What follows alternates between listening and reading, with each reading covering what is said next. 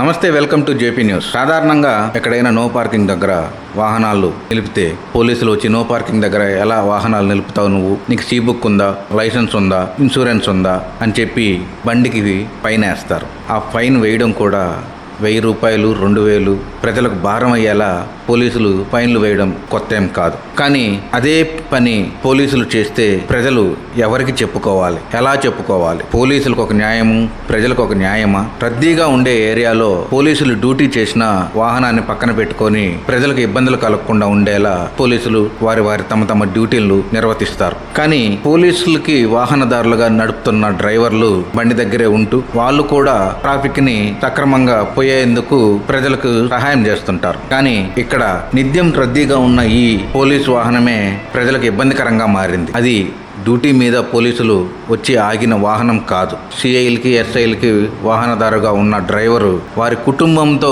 దైవ దర్శనానికి వచ్చి ఆ వాహనాన్ని నడి రోడ్డుపై పెట్టి వెళ్ళి దైవ దర్శనం చేసుకునేంత వరకు ఆ వాహనం నడి రోడ్డుపైనే ప్రజలకు ఇబ్బందికరంగా మారింది. అటుగా వెళ్తున్న ప్రజలు, అక్కడ ట్రాఫిక్ అంతరాయం కలిగిస్తున్న ఆటోలు, అక్కడ ఉంటున్న ప్రజలు ఆ వాహనాన్ని అలాగే చూస్తూ ఉండిపోయారు. 10:30 వాహనం అక్కడికి వచ్చి ఆగింది. ఏదో పోలీస్ డ్యూటీలో ఉన్న పోలీసులు దైవ దర్శనానికి వెళ్ళి వస్తున్నారేమో అని చెప్పి అనుకున్నారంట అక్కడ ఉండే ప్రజలు. కానీ సిఐకి, ఎస్ఐలకి, డ్రైవర్కి వాహనదారుడుగా ఉన్న డ్రైవరు వారి కుటుంబంతో వాహనాన్ని వచ్చి అక్కడ ఆపి నడి రోడ్డుపైనే నిలబెట్టి ప్రజలకు ఇబ్బందికరంగా ఉండేలా పెట్టి వెళ్ళిపోయిన వాహనాన్ని తను దైవ దర్శనం చేసుకొని వచ్చాక నిదానంగా ట్రాఫిక్ అంతరాయం కలుగుతున్నా కూడా నాకెందుకులే, పోలీస్ వాహనం కదా, మమ్మల్ని ఎవరు అడుగుతారు, మమ్మల్ని ఎవరేం చేస్తారు అన్న ప్రవర్తన వారు ప్రవర్తిస్తుంటే ప్రజలు ఇంకెవరికి మొరపెట్టుకోవాలి, ఇంకెవరికి చెప్పాలి? అలాంటిదే అటుగా వెళ్తున్న జేపీ న్యూస్ అధినేత అయిన అతనికి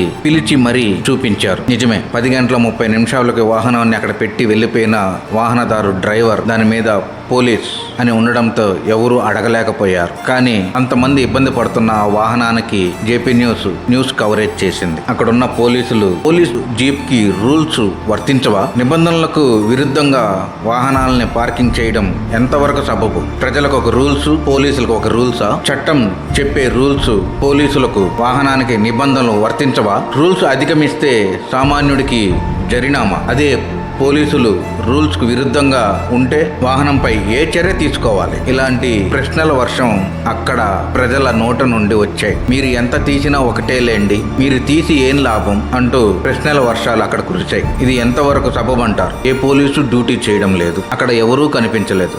కానీ వాహనం మటుకు ఉంది. ఎందుకు ఉంది? వారి కుటుంబాలను దైవ దర్శనానికి తీసుకెళ్లేందుకు పోలీస్ జీపుని పక్కన పార్కింగ్ చేసుకొని ప్రజలకు ఇబ్బంది కలగకుండా ఉండేలా చేయవచ్చు ఆ పోలీస్ వాహనం. కానీ ప్రజలకే ఇబ్బంది కలిగిస్తున్న వాహనం పోలీసులకి తిట్టుకోరా? పైకి అనకపోయినా మనసులో తిట్టుకొని వెళ్తుంటారు. ఇదేనా ప్రజలకు పోలీసులపై గౌరవం, మర్యాద ఎలా ఉంటుంది అన్న ప్రశ్నార్థకాలు అక్కడ ప్రజల్లోనే నోటి మాటలోనే నిలిచిపోయాయి. వీడియో తీస్తున్నంతసేపు ఆ వాహన పోలీస్ డ్రైవరు నిదానంగా వాళ్ళ కుటుంబ సభ్యుల్ని ట్రాఫిక్ అంతరాయం కలుగుతున్నా కూడా నిదానంగా ఎక్కించుకుని అతనికి అడ్డం వస్తే పోలీస్ సైరన్ వేసుకుంటూ వెళ్ళిపోయాడు. ఇదేనా పోలీసులు చేయవలసిన పని అంటూ ఇక్కడ ఉండే ప్రజలు ఆగ్రహంతో వ్యక్తం చేశారు. ఒకసారి ఈ వీడియో చూడండి.